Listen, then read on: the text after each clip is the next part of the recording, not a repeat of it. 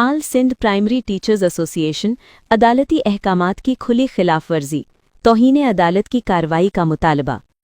हैदराबाद उस्ताद news.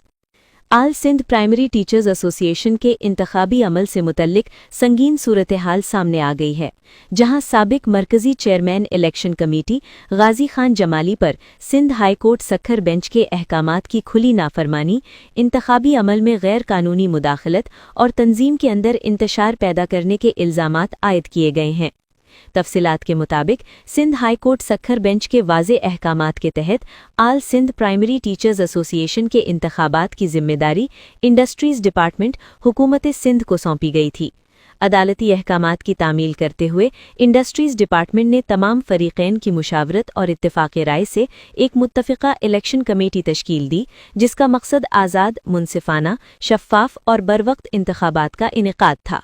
ज़राए के मुताबिक उस वक्त के chairman election committee Ghazi Khan Jamali ने दानिस्ता तौर पर इंतखाबात में ताख़ीर की और इंडस्ट्रीज़ डिपार्टमेंट की जानिब से बार बार जारी होने वाले नोटिसों और हिदायत के बावजूद इंतखाबात नहीं करवाए। मज़ीद इल्ज़ाम है कि गाजी खान जमाली ने गैर कानूनी तौर पर एक मुतवाज़ी इलेक्शन कमेटी कायम करके खुद को दोबारा चेयरमैन मुकर्रर कर लिया, जिसे मुतल्लिका हुक्काम ने कालअदम करार दिया।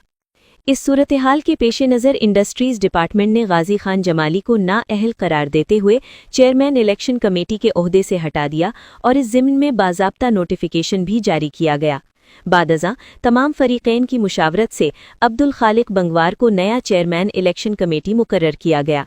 नए चेयरमैन अब्दुल खालिक बंगवार की जानिब से दी गई कानूनी दरखास्त में मौक़िफ़ इख्तियार किया गया है कि गाजी खान जमाली अपनी नाअहली के बावजूद अदालती अहकामात की मुसलसल खिलाफवर्जी कर रहे हैं, इंतखाबी अमल में मुदाखलत जारी रखे हुए हैं और तंजीम में इंतशार और खुलफिशार पैदा कर रहे हैं, जो कि बराह रास्त तौहीन अदालत के ज़ुमरे में आता है।